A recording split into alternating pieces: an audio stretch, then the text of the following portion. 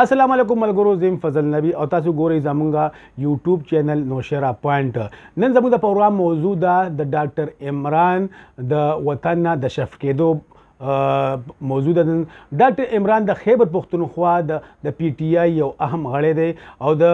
دوه ځل دلته د نوخار نه د قومي اسمبلی ممبر هم پاتې شوی دی او سره په مختلفو عهدو کې هغه هم کار کړی دی. دلته د په نوخار تحصیل ناظم هم پاتې شوی دی او د آیل اینډ ګیس انډرسټینډینګ کمیټې چیرمن هم هغه پاتې شوی دی. ملګرو دغه د سیاست دغه سیاست باندې موږ خبرې کوو چې هغه دلته څنګه سیاست وکړو او څنګه خدمات باندې خبرې کوو او بیا به دا خبره موږ هم دا واضحه کوو چې ډاکټر عمران چې دی وخت کې دا په کوم وطن نه شف کېدو سو مدیر لپاره شف کېږي د کارکونانو څومره هغه باره کې مایوس دي او دلته چې کوم دی په سیاست باندې به دغه د کوم چې نیمګړی سیاست دلته پاتې شي دغه په سیاست باندې به څومره اثر غورځېږي د علاقې سیاست باندې. ملګرو ډاکټر زه مخکې دا خبرو کوم دغه د طرز سیاست په باره کې خبرو کوم چې ډاکټر عمران یو ځوان قیادت دی د پی ټی آی، یقینا یو ځوان قیادت دی او دوه ځل په دې کوم عمر کې هغه د قومي اسمبلی ممبر هم پاتې شوی دی. دغه د طرز سیاست باندې موږ دا خبره کوو چې هغه د طرز سیاست دغه چې هغه به د خلکي د هر وغړی چې کوم دی هغه کارکونن دغه چې کوم دی هغه د مختلفو پارټیو که د هر پارټیو هغه کې به هغه د غم دغه کې د خوشحالۍ کې دغه شرکت کولو او د په وجه باندې نن په دلته زموږ په دې علاقه کې خصوصا زمونږ چې کوم ورته وایي چې مغربي نوخار نو هغې کې چې کوم دی ډېر غټ کار ډېر خدمات دي دغه په وجه باندې دلته روډونه ډېر زیات جوړ شوي دي. د آیل اینډ ګیس ډېر غټ کار شوی دی. یقینا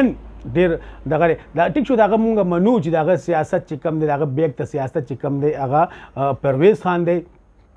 خو بیا هم چې هغه کارکونانو کې چې کوم د کارکونانو چې کوم مینه ورکړې ده نو هغه مینه چې کوم دی مونږ د تیر د دوه درې ورځو نه اورو چې کارکونانو کې څومره مایوسي د هغه راتلو نه څومره مایوسي جوړه شوې ده. ملګرو پرون چې کوم دغه په اعزاز کې په اګوپوره کې چې کوم یو غټ دغه الوداعي پروګرام وشو دغه د هغه په اعزاز کې وشو د اګوپورې او د دې خلکې چې کوم دی کارکونان راغونډ شي او هغه ته د علاقې یو پټکې هم په سر کو. یقینا دا ډېر د اعزاز خبره ده چې دومره کارکونان راغونډ شوي دي. دې وخت کې مونږ به ځو په فیلډ او هلته مونږ هم د پی ټی آی د کارکونانو نه به دا تپوس کوو چې دغه ډاکټر عمران چې کوم لاړو دي لاړو او بیا به راځي هغه بیل د پرون خبره کړې وه چې زه به بیا زر راځم واپس راځم کمې به مخصوصېږي زموږ د خلکي ته عوامو ته زیات دغه او دې وخت کې کارکونانو څه تاثرات دي نو راځئ تاسو زموږ سره اوسئ چې د خلکي عوامو سره مونږ چې هغوی د دې باره کې څه وایي. یقینا تاسو خبره وکړه چې ډاکټر عمران تلو سره د دې حلقې په سیاست کې ډېر غټه خلا راغله، ډېر غټ ګیپ راغو چونکې هغه ډېر تکړه او ډېر مطلب نډر سیاستدان دی او چې کله به موږ رنګ کولو نو حاضر به په هر ټایم به موږ ته موجود او د دې خلکې په کار کې د موږ مطلب ملګرو د پی ټی آی